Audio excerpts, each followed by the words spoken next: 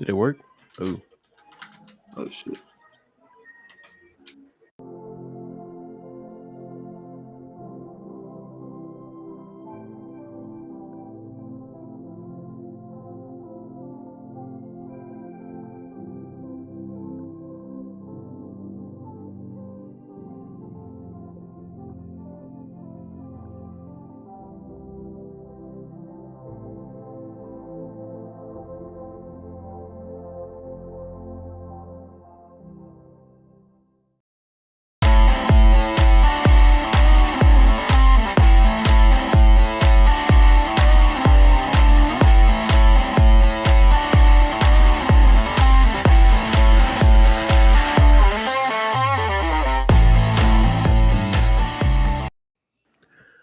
What is up, everyone? Welcome back to the Raw Prospect Podcast, episode 158. Today is March 25th, 2023. We're going to be covering Elite 8 games for tomorrow and Elite 8 games from today, and then doing our first ever NFL draft segment for this season. Doing it a little bit differently this year. We're going to be doing a NFL team big board, and I've gotten assigned the Carolina Panthers, and Michael Ween has gotten assigned the Houston Texans. But joining me, as always, the Stat King himself, Michael Ween. What's up? Welcome in, everybody, to the Raw Prospect Podcast, March 25th, 11:34 p.m. after the first day of Elite 8 games. We started with 68 teams, and now we are down to 6, 2 of which have already punched their tickets to the Final Four next weekend in Houston. Florida Atlantic, I guess you could say the underdog story of this tournament, as they came in as a number 9 seed, only the third 9 seed to reach the Final Four like the past 20-25 years. And then UConn, who has arguably been the most dominant team so far in this tournament. And you can make the argument that right now they are the best team remaining. So we're going to recap some of what happened in the Sweet 16 as we had some number 1 seeds go down in Houston and Alabama.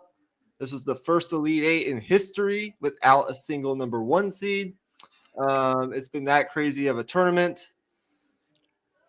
We're also going to talk about some of the SEC struggles throughout the Elite 8 as they started the weekend with, I think, tied for the most teams in the Sweet 16 and now have no teams left. We'll then quickly recap the games tonight, take a quick look at Texas-Miami, and then do our NFL Draft Big Board segment, which I'm very excited for. As for the next month, we will probably have at least one NFL Draft segment per week, if I had to guess. Okay, so with all that being said, make sure you like and subscribe, share it with your friends, and let's get started. Let's start with the Sweet 16, and in fact, here we go. We'll start with the Sweet 16 takeaways and reaction. Let's start by talking about Alabama and Houston falling to their respective opponents, San Diego State and Miami. Emmy, from what you watched or from what you saw, what are your main takeaways from those games, and why did each team fall at the end of the day? Well, Houston just got their ass whooped. There's no if, ands, or buts about it. They just got dominated in every facet of the game. And the thing that stood out to me was it just felt like they could never find consistency or any type of flow within their offense. It just felt like every single possession they were working and working and working just to find some kind of quality shot all the way until the shot clock ran down. And that's a sign of a elite defensive performance. And that's really what it was. Houston, their calling card was on the defensive end. And I think some of their warts offensively showed up once they faced a defensive team as good as Miami? When we talk about Miami and not only the experience that they have at the guard position, which is a key aspect that you have to have to advance this far in the tournament 2 years in a row. They are now in their second straight Elite Eight under Jim Larinaga, but also Jim Larinaga, his coaching experience. And he's one of the best, I believe, at making adjustments in game and at halftime, but also knowing when to use timeouts. He is absolutely awesome at having this Miami team prepared coming out of timeouts after either the opposing team makes a run or if they just need to call a timeout, regroup themselves, or even if it's a TV timeout, a media timeout. Miami is very good at executing out of those timeouts, and that's huge in this tournament. They're also a pretty good free throw shooting team. And when it comes to Miami's guard play with Isaiah Wong, who is one of the better players in the ACC, Nigel Pack, who is actually, get this, a transfer from Kansas State.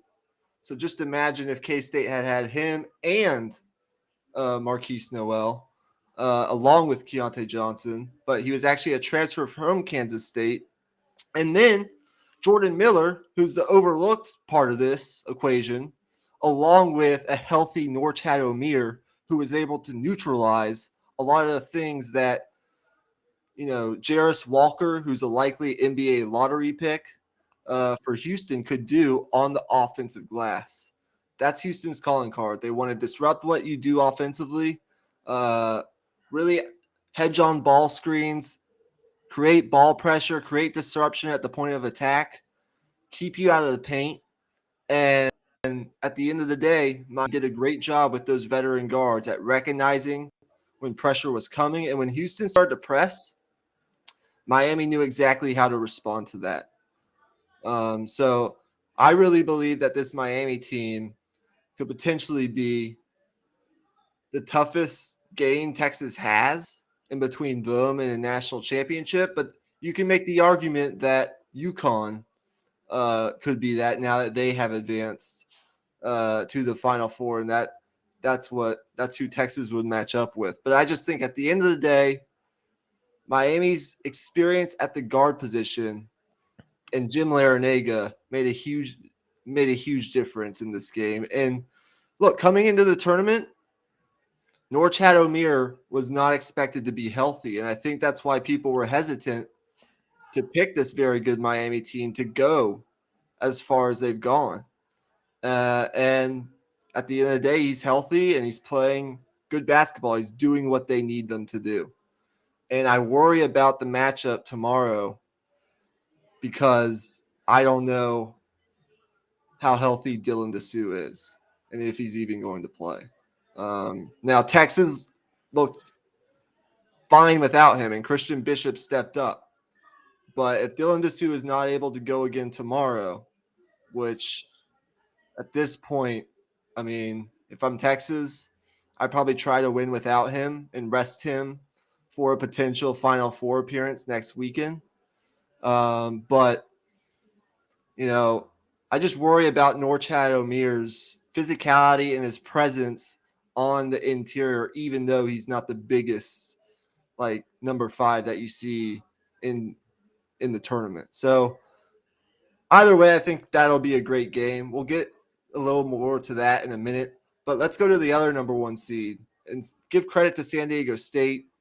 What did you see out of Alabama that caused them to fall to San Diego State? Well, I think San Diego State's prowess defensively is what showed up to me. I mean, Alabama's strengths were still there. You still saw them, the shot making, the ability defensively. All of that was still there, but their ability to get to their spots offensively was completely disrupted. They were hitting tough shots, and that's the reason they were able to keep things a bit closer than Houston did, but at the same time, there was just never really a moment in that game where, okay, now Alabama is getting the looks they want. They can start to make a run here. There was never even a blink of open space for those for those Alabama guards. Um, and they tried to get out in transition. I think that's what was big for them, but San Diego State at that point was already on fire and was hitting their shots. So um, once San Diego State starts clicking offensively, they're almost impossible to beat with how good they are defensively. Absolutely. You think about just like the amount of physicality and intensity that they play with on the defensive end of the floor. And to me, just from an eye test perspective, it sort of looks like San Diego State is playing with like a bunch of linebackers out there. I mean, they're not the tallest team on the court, but they are big, they're physical, and they're athletic. And they pride themselves on, at some points in times they do struggle in the half court to make shots. And at some point, if they want to get to a potential national championship game, the Final Four, and beat Creighton tomorrow, I think they're going to have to be a little bit more efficient in the half court offense, because you're going to see teams that, probably not with the talent of an Alabama, but you're going to run into a game where these teams aren't allowing you to just force turnovers. More experienced teams that will take better care of the ball. I think that San Diego State has as good of a chance as anybody to potentially get to a national championship game. And the reason is because it's an adjustment period for some of these teams that haven't played against that level of physicality and intensity on the perimeter defensively that San Diego State has. And look, we've talked about this over and over again during the tournament. When higher seeded teams go down, it's all about how they respond. And they can get a little tight, in those situations. And at the end of the day, A little tight. a little tight, as Mike Tomlin likes to say. At the end of the day, Bama just didn't make their shots. This is a team that shot a lot of threes this year, and I believe they made 3 threes all the entire game a couple of days ago against San Diego State. And credit San Diego State's perimeter defense. I think that matchup with Creighton tomorrow is very interesting. So we'll see what happens, but give credit to San Diego State, Darion Trammell, all their star players. They're a very good team, and we'll see what happens. So that left us with an Elite Eight with no number one seeds for, I believe, the first time ever since the NCAA tournament expanded to 64 teams. So that just goes to show you how crazy this tournament has been. But just an overarching takeaway from the tournament is, and we say this over and over, but it actually has come true once again, experience really matters.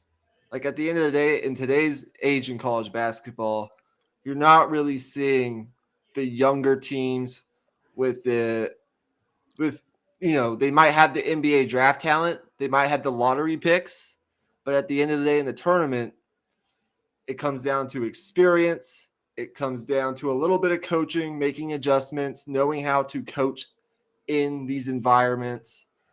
And it comes down to guard play. And I think we've seen out of the Elite Eight teams, I believe 36 out of the what would it be, like 40 starters, 40 starting players for the 8 teams in the Elite Eight coming into tonight. I believe 36 of those were either transfers or seniors. Only one true freshman on these Elite Eight teams. So that start. So I believe, that just goes to show you like how many, and 19 of those are seniors or super seniors. So it just goes to show like you got to have experience.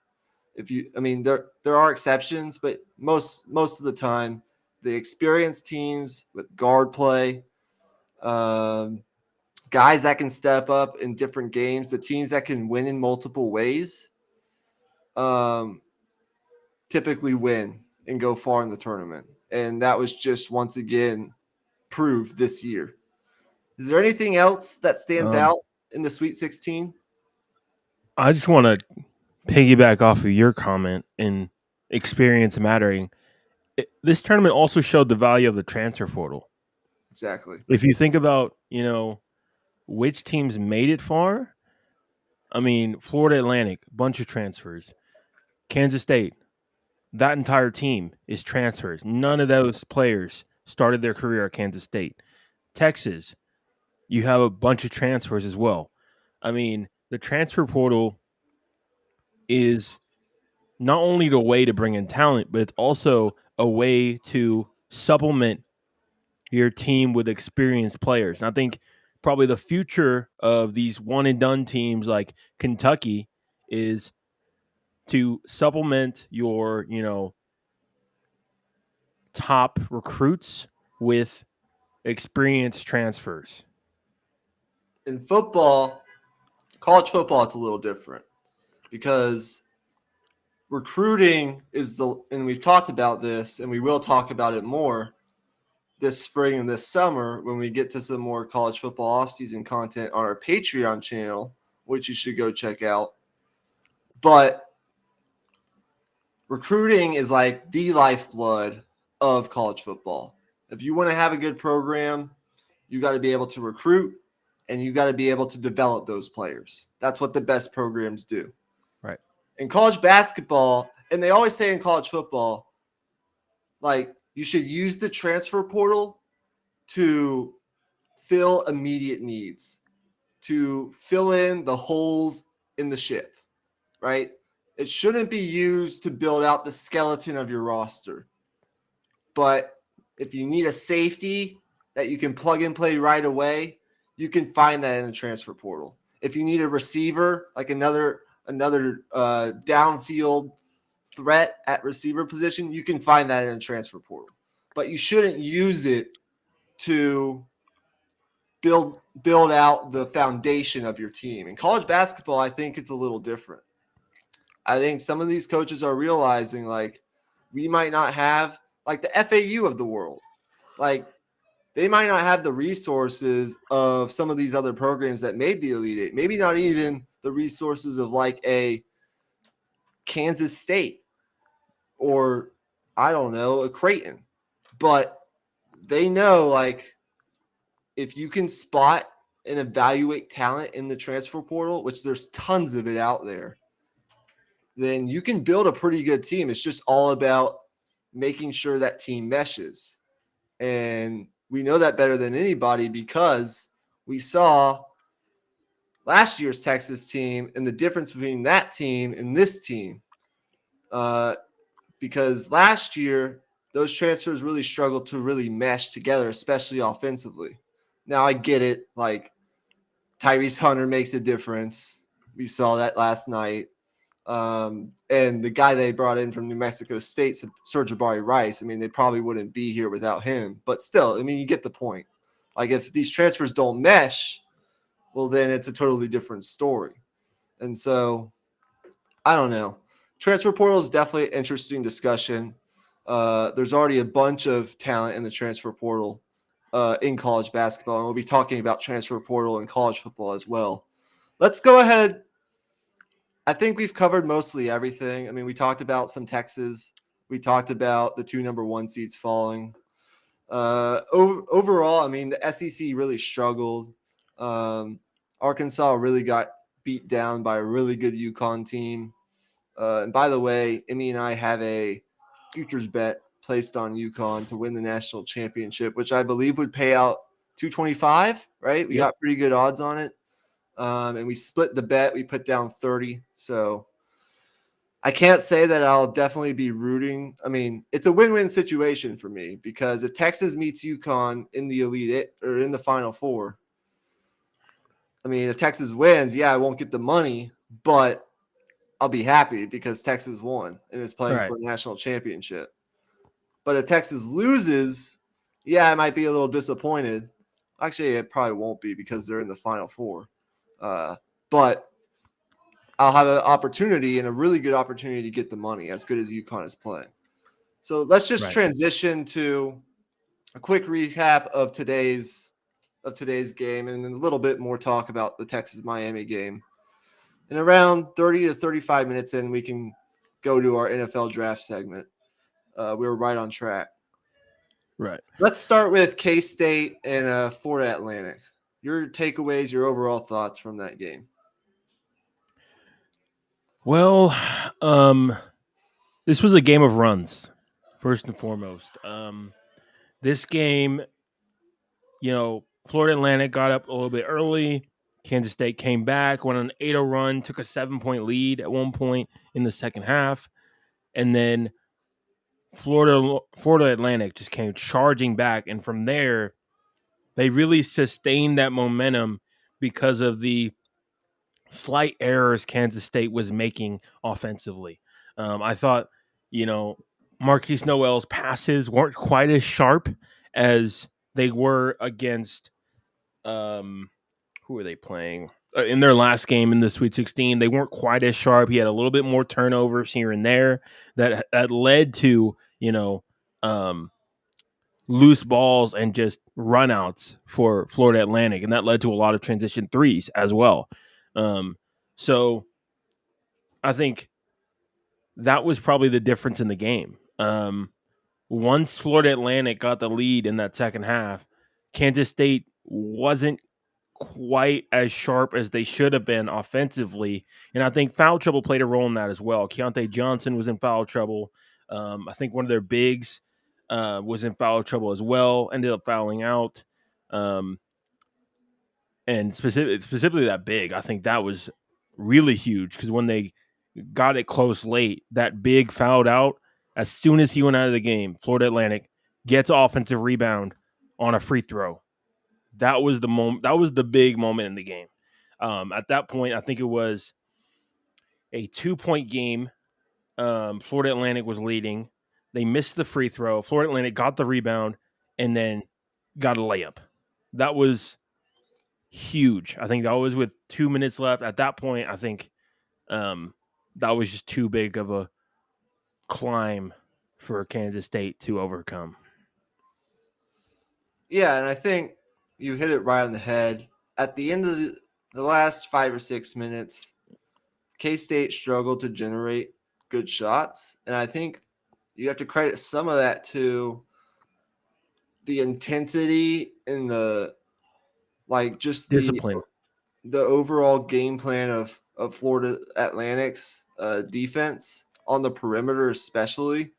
I thought early on in the game, they were making Marquise Noel a scorer rather than a facilitator, which is what he was in that game against Michigan State. And look, he still got his fair share in this game because he was just that great of a player. I mean, I think we'll remember his performance in this tournament for a long time. And so give credit where credit is due. And look, I mean, if you didn't watch the video of Jerome Tang, first of all, consoling his players in their own locker room, telling them to keep their heads up, but also taking his time to go over to the Florida Atlantic locker room and tell them how good they are and congratulate them and wish them luck in the Final Four. I mean, that guy in his first year as head coach, taking over a team that was picked to finish 9th in the Big 12, ended up finishing 3rd, goes all the way to the Elite Eight in his first year with a bunch of transfers. I mean, just incredible. So give credit to K-State. Keontae Johnson, I mean, I'm interested to see what the future holds for him. He had a great year. And same thing with Marquise Noel. I mean, Mahmoud, David Gasson. I mean, those are guys that will probably be back for them next year. So Gasson was the big that you were talking about that fouled out. He does a lot of things for them, including getting on the glass. And so when they lost him, it was just sort of like Florida Atlantic's energy took over. And that's really the point I wanted to make is like, yes, Florida Atlantic has a ton of athleticism. Although they are smaller and undersized, they have a ton of athleticism. They turn the ball over too much for my liking. And it's crazy that they turned the ball over this much and have still found ways to win. But they do get on the offensive glass and they do love to push the basketball. And the thing I like about them is it's mostly layups or threes. Like they play a very appealing style of basketball, like an NBA almost style of basketball where it's just like taking good, efficient shots for most of the time. Right. And the last thing I'll say is like this may or may not have played a factor, but I just think Florida Atlantic looked a little bit fresher late in that game with more energy.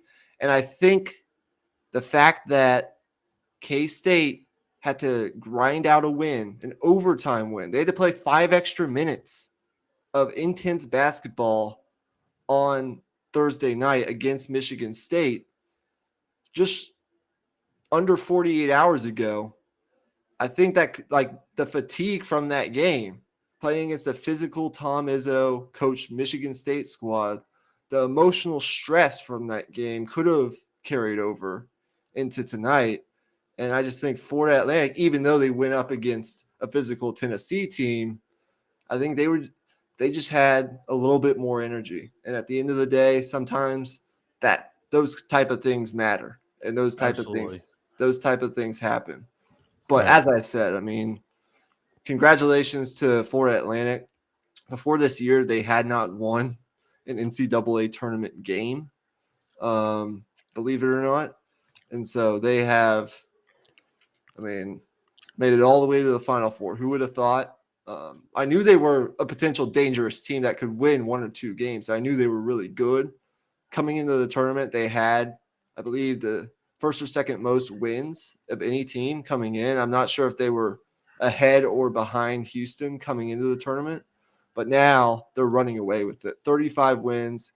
And I was texting you earlier, and I said, I mean, you don't win 35 games by accident.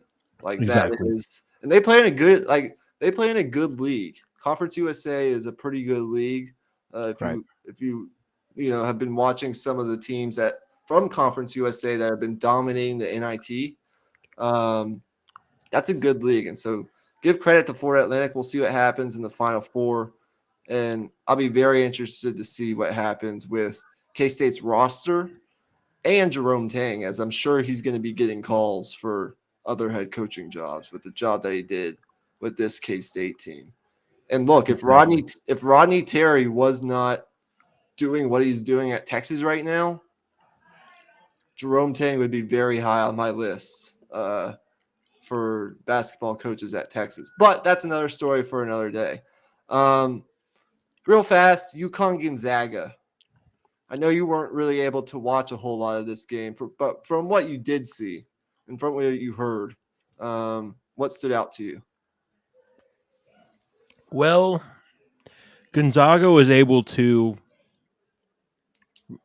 hang around well in the first half. And the feeling I got in the first half is that, okay, this game will be going down to the wire. But I look away from 10 minutes to start the second half.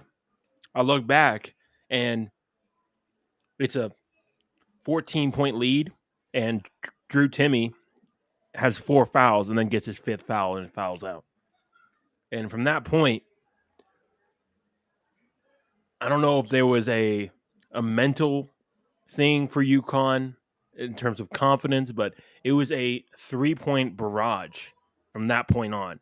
Not only was UConn's defense fantastic all game, but I think what won this game was their offense. I think that was the separator. We knew UConn defensively would be really good, and they have been this entire tournament.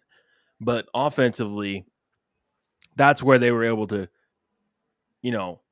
get to their spots and get open shots at will. And like, even for me, a guy who had picked them to win that game, I did not foresee them getting the open looks that they got consistently over and over and over again. And a lot of times in these March Madness games, oversimplifying things is not, something we do on this podcast a lot, but sometimes it just really just comes down to execution. Every team has a plan, and most of the time that plan will work if your players, execute it properly over and over again, consistently. And UConn just had it down pat. Um, so the inside out game, you just got to give credit to that UConn coach for getting his players in the right spots, really. Yeah, you have to give a lot of credit to Dan Hurley. The job that he's done with UConn. If you remember, in November and early December, like early in the college basketball season during early non-conference play, you could have made the argument that UConn was, like, I think we talked about it on this podcast, they were playing like the best team in the country. And then they sort of hit a wall in the Big East, which is a really good conference. I'd argue it's a top 3 conference in America, especially when you look at the fact that they had 2 teams in the Elite Eight and they now have a team in the Final Four. And they still could get another one in there if Creighton beat San Diego State. And then you had teams like Xavier, who made the Sweet 16. And this is in a year where Villanova was down. So, I mean, the Big East this was the year that these other teams had to take advantage of that. And they have. Give them credit for that. But, yeah, UConn with Dan Hurley, it's a great – I mean, they've been here. They've done that. They're probably the closest – they're the closest to a blue blood that the tournament has left. You can make an argument for Gonzaga before they lost tonight, but Gonzaga doesn't have the national championship yet. Right. UConn has a couple of those in their bag. So I'd say that they're probably the closest to a blue blood that the tournament has left. They're a really mostly iconic college basketball brand. And as we said, Jordan, I think now that Keontae Johnson and Marquise Noel are out of this tournament, UConn will have not only they have the best shot maker / playmaker left in this tournament, and Jordan Hawkins, their point guard, who is a likely lottery pick in this upcoming NBA draft. And then they also have the 2 dominant bigs who excel at different things and that can run the floor and are pretty decent. And I just thought that the nightmare scenario for Gonzaga was if Drew Timme got into foul trouble and wasn't able to really create the way he was able to against UCLA, who was missing their center, Adam Bona, who I think that if UCLA has him in that game, UCLA probably wins, but they didn't. Mm-hmm. They were able to limit Drew Timme. He got into foul trouble. And once he went off the court, UConn just absolutely went on a barrage. They were knocking down shots from the perimeter. They were getting to the bucket. Sanogo was dominating on inside without Timme in the game. Anton Watson, their power forward for Gonzaga, he's a really good defender, but he was no match for Sanogo and Klingon and whoever UConn threw out there. So give credit to UConn. They're playing the best brand of basketball left in this tournament. They will play the winner of Texas and Miami. Give credit to Mark Few and Gonzaga for another really good year getting to the Elite Eight. I mean, that's a program that I think even despite probably losing Drew Timme will still be a solid, consistent top 20 program with the way Mark Few is able to recruit and get guys to the transfer portal. And then the last thing is I hope people didn't take Drew Timme's college career for granted. That guy, the 11th most points in the NCAA tournament of any player in history. I mean, he always for the most part showed up in big time moments. Now, whether or not that resulted in Gonzaga winning or losing, and most of the time it resulted in them winning. But I mean, he has put that program and left that program in a better place than when he got there 4 or 5 years ago. So I don't know what his future holds, whether or not he'll get a place in the NBA, but I know for sure that his college career will be remembered for a long time. And I just hope people didn't take him for granted. That's all. Yeah, absolutely. The most 20-point games in March Madness history. I think that stat speaks for itself. I think that really encapsulates everything. The amount of times his team was able to get deep in the tournament, the amount of times he was able to exert his will on the other team. Like, UConn was one of the few teams in his entire career that has really limited him to this extent. And also his ability to play alongside great players, and still be great as well. Think about how many great players he's played with. I mean, Andrew Nemhard, currently NBA, Jalen Suggs, top 5 pick. The list goes on and on. I mean, he's just so fittable with flexible is the word. So flexible and able to be put with any archetype of player you want. Exactly. And so shout out to Drew Timme, back-to-back West Coast Conference Player of the Year. Just an incredible career. And he actually did get the shot to play for a national championship 2 years ago. But he ran into, I think, an all-time great Baylor team that had, I mean, that team was just dominant. Yep. And so they ran into a buzzsaw, but I mean, he made 2 Final Fours. I think an Elite Eight, a Sweet Six. I mean, his tournament success. I mean, that's it speaks for itself. So Yep. with that being said, I might address. I think Texas Miami is pretty self-explanatory. I mean, at the end of the day, I think it's going to come down to shot making. I mean, both teams have great guards. I worry a little bit about Dessou not being in, but I think Texas can. I'm not sure Miami has seen the level of like physicality on the perimeter that Texas is going to bring or has brought in this tournament in the ACC, but we'll find out. We will find out tomorrow. Tomorrow's game should be great.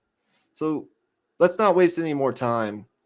Let's kick off our NFL draft coverage with our NFL draft kickoff QB big board segment.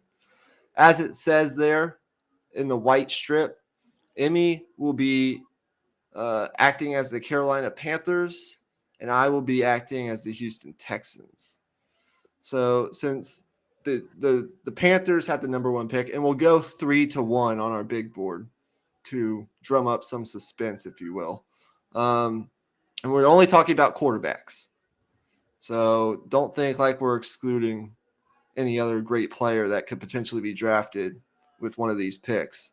Who is your number 3 on your big board for the Carolina Panthers at the quarterback spot? Number 3 on my big board, and here's the criteria I was looking at first and foremost. I'll just make that clear. Carolina is looking for someone who can, for one, start right away. They have a roster that can win right away, and all they need is to slot in a competent enough quarterback to be able to do that. So, with all that being said, number 3 on my big board, I had Anthony Richardson. I think he's less raw than what people have led on, and also what he provides as a runner, I think, is what gives me the confidence that you can slot him in and he can run a competent offense. Look at, you know, the floor raising being able to run the football does. Um, Jalen Hurts, we saw it with Lamar Jackson. We saw it with Justin Fields here recently. Justin Fields still struggles with a lot of different things throwing the football, but still is one of the most dynamic young quarterbacks in the NFL because of his ability to run. So I think for Anthony Richardson, I think his arm strength and his natural throwing ability, I think, is what excites us here at the Panthers, and his rushing ability is what ultimately had him above Will Levis and other QBs on our board. Okay. I like it. I like it. Okay. So here at the Houston Texans, um, I'm GM Michael Ween, and we've brought in D'Amico Ryans as our head coach. He's going to bring, you know, we signed him to a 6-year deal. He brings youth. He brings energy. He brings the experience of having played for this organization. So we believe that he can relate with players very well. He'll be like a player type coach. And as we know, D'Amico Ryan has brought in Bobby Slowick, who will replace Pep Hamilton as our offensive coordinator, and who was with Kyle Shanahan on their coaching staff with San Francisco. So we know that he's looking to implement more of a West Coast style offense, and we need a quarterback that can be accurate in the shorter to intermediate game. But we also want the quarterback who has the physical traits that we're looking for, and the size and some of the arm strength ability that we're looking for here at the Houston Texans, as we have added a couple pieces in free agency, although we did trade away Brandon Cooks, but we can find receivers elsewhere. So at number 3, my big board, I went with Will Levis. I think that we've seen he had a very good year in 2021. Struggled a bit last year. He has the arm strength, arguably the strongest arm in this year's draft, has an absolute hose. He ran an NFL offense in 2021 under his offensive coordinator, Liam Cohen, who had experience in the NFL and then left after the season for the Los Angeles Rams.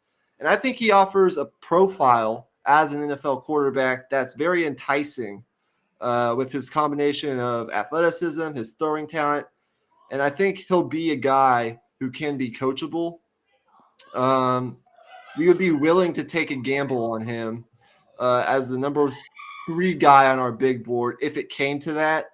I think it would be very easy for Slowick and what we're looking for to implement him, and for Levis to adjust to this NFL style offense, as he's been in an NFL style offense at Kentucky. He needs to improve on he struggles a little bit in the short to intermediate game, making touch throws. But we believe if we get him in the system with some practice, but the team that I don't think is quite ready to win yet, he can be like a developmental quarterback for 1 to 2 years.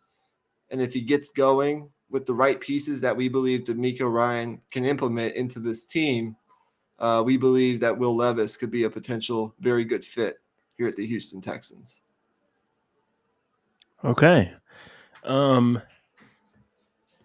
Okay, interesting. Already deferring a little bit. At number 2 for the Carolina Panthers on our big board. Here, the main, debate this year has been CJ Stroud and Bryce Young.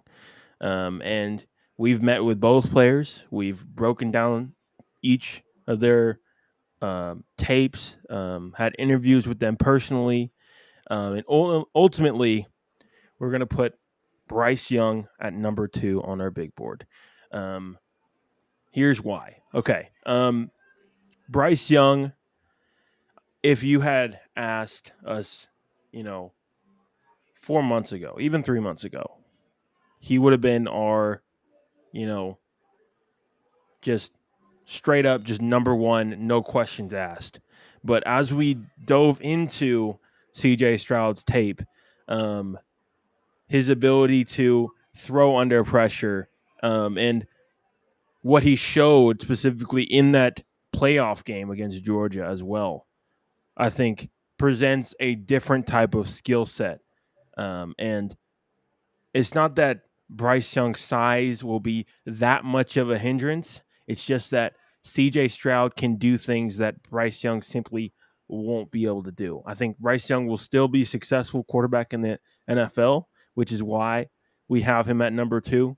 But Bryce Young, I think, if you put a defender in his face and he's got to make a, deep throw down the field, down the sideline to the far hash, I don't know if he would be able to make that throw. But if you ask CJ Stroud to do that same thing, I think he could. I think he would make that throw. He has done that throw. I think Bryce Young in that department, I think, showed a little bit of inconsistency. I think Bryce Young, his main trait that makes him an incredible prospect is his ability to slow things down. When under pressure, he can improvise and make things happen.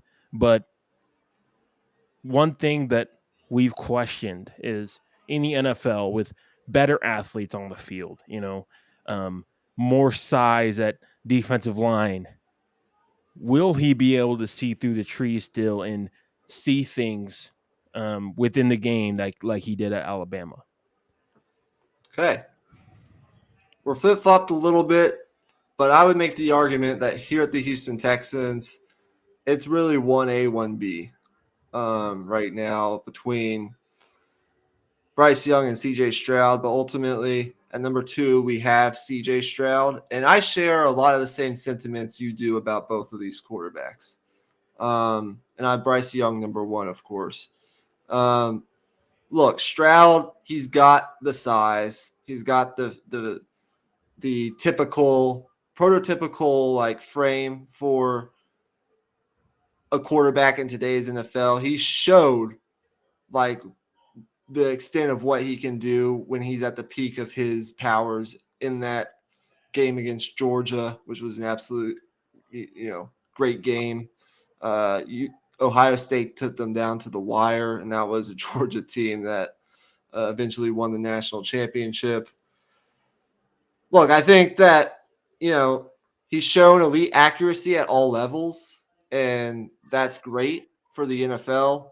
And look, in this West Coast style offense that we're trying to implement, you can make the argument that Stroud, with his ability to just be accurate at all levels of the field and with his arm strength, could be the right pick for us at number 2. And I believe we have met with all of these quarterbacks. And, he showed an ability to read plays fully in the face of pressure. He faced a lot of that at Ohio State with an offensive line that I don't think was necessarily, the best that Ohio State has had. He flashes athleticism and his playmaking ability. But ultimately, we think that, I'll get to Bryce Young when I get to Bryce Young. We're just worried a little bit about whether or not he will be willing to show his athleticism to extend plays at the NFL level. We know he's capable of doing it. But I think with Bryce Young, I think Bryce Young has the ability to elevate. And I'm just not exactly sure that we need a quarterback that can elevate what is around him. Right. I think I would err on the side of Bryce Young there, but it's a very close 1A, 1B. Right. Yeah. And one thing I would say is I think I completely agree with you. I think Bryce Young is the better fit for the Houston Texans, where that franchise is at. Um, but here are the Carolina Panthers. We just see CJ Stroud as having the higher floor and having that slightly higher baseline. Um, it's I think I would agree with your statement on it being a 1A, 1B. It's still very close as well. One thing I do want to point out, though, is CJ Stroud had a very interesting quote at the combine. He said he regretted not using his legs at certain moments in his college career and is something that he's going to be more conscious of in the NFL, more willing to do in terms of extending plays outside of the pocket. So I think from that standpoint, I think um, we can work that into his game over time and end up with a top 10 quarterback in the end. Yeah, absolutely. And look, I think Bryce Young, who is our number one guy here at the Houston Texans, who I think is a slightly better fit with what we're working with on our roster right now. Um, a Heisman Trophy winner, a guy with pedigree, his ability to navigate the pocket, his play extension ability, which we saw time and time again at Alabama, I think just separates him a little bit. And it's a close battle, but I think our scouts have seen his ability to anticipate and his accuracy on display. With last year, I would argue not the typical Alabama weaponry that he's had before on his team. And I just believe he was able to elevate those receivers. Alabama was a team that was playing really well at the end of the season. You could have made the argument that they should have been one of the 4 teams to make the college football playoff, even though they had 2 losses, both of which were literally at the very end, both of which came down to the wire. The size, I mean, we'd be lying to you if we said that wasn't just a little bit worrisome. But we do believe we have, with giving Laramie Tunsil a 3-year extension. Our other tackle, sorry, I don't know his name exactly, but we believe we have a solid enough offensive line to where we think that with his ability to extend plays, his anticipation, his experience playing against SEC level talent, which he'll see in the NFL a lot of the time. We think he's just a slightly better fit for what we're working with. But that's really all there is to it. I mean, it's just a matter of preference. And so if we are able to get our hands on Bryce Young with the number 2 pick, we'll be absolutely thrilled and we will take him. But if it comes down to CJ Stroud, we'd be just fine with him too. Okay. Now that we've, given our top 3 for each of these teams, are there any honorable mentions at non-quarterback positions that caught your eye? Oof. Okay. Yeah, putting you on the spot here. Sorry. I think with our situation, as we do have picks 2 and 12, we have 2 picks in the first round. Right. I think it's probably going to end up being a situation where we take a quarterback with one of those picks, and maybe, who knows, we end up with like an Anthony Richardson type, a developmental type guy who we love a lot of his traits, as you spoke to earlier, at 12, and we take like a Jalen Carter early, a plug and play guy with a lot of athleticism. He's being the publicity around Jalen Carter hasn't been necessarily completely positive lately with his workout at, I believe, his pro day, and then the stuff that happened off the field at Georgia, which we believe, I think he's been cleared from mostly, but we're still investigating into that. But if we could get a guy like that for our defensive line, we would definitely look into that. What about the Carolina Panthers? Has there been anyone that stands out to you for like a non-QB pick? Well, our eyes were immediately pointed towards Chris, not Christian Watson, Christian Gonzalez, cornerback out of Oregon. We believe his. Well, first of all, we're just kind of enthralled by his story, his background. His dad, I believe, was a professional basketball player in Colombia. His sisters are both D1 athletes. So he's in a family of world class athletes. And on the football field, he moves differently than most quarterbacks. He's taller, he's lanky. Um, he has his own way of working through technique. That's a little bit unorthodox, but we believe what he's able to do athletically really jumped off the screen for us on tape. Yeah, absolutely. And then I look at, from a pass rushing standpoint, not only Will Anderson, but Tyree Wilson Yep. out of Texas Tech. He's a guy that's been really impressive to us on tape. So we will get into a lot of those other guys on future episodes, but I think that's definitely a segment that we will be bringing back for other positions. Any parting shots, anything you want to wrap up with before we get out of here, as it is 12:30 a.m.? Well, I just want to say, hopefully Texas wins tomorrow. Just to go back to the college basketball stuff, backtrack a little bit. Hopefully Texas wins tomorrow. Hopefully they can get into the Final Four, because I would just be so excited to see a matchup between Texas and UConn. I think that would be a really fun battle for 40 minutes.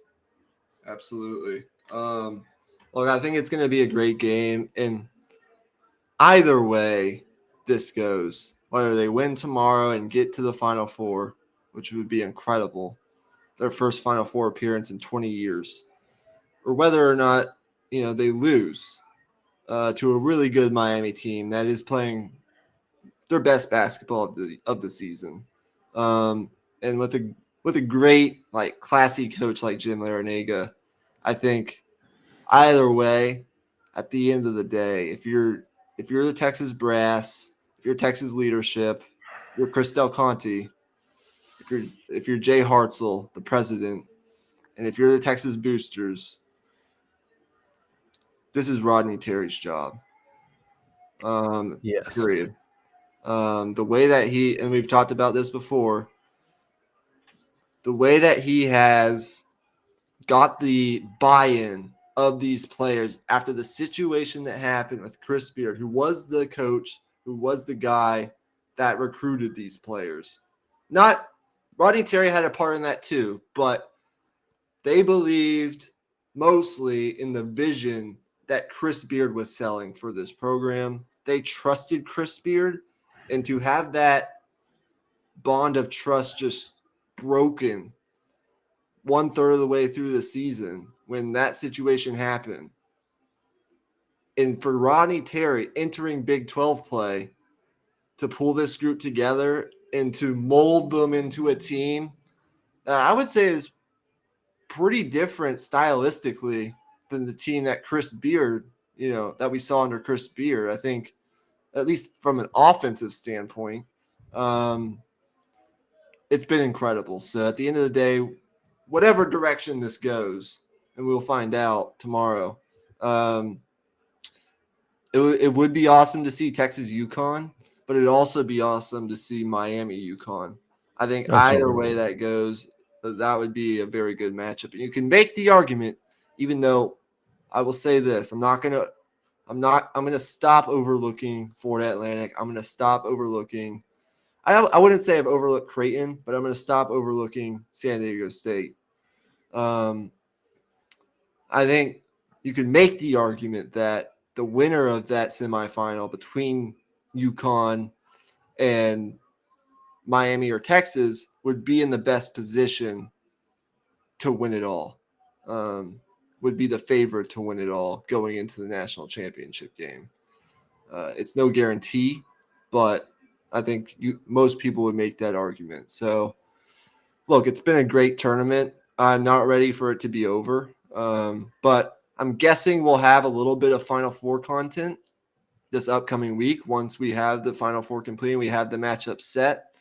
We're also going to continue our NFL draft stuff. I'm not sure what that segment will look like exactly, but we'll have another segment later this week. Then we'll also on Monday, most likely, going to be finishing our baseball preview. Our NL preview, there's some really interesting stuff.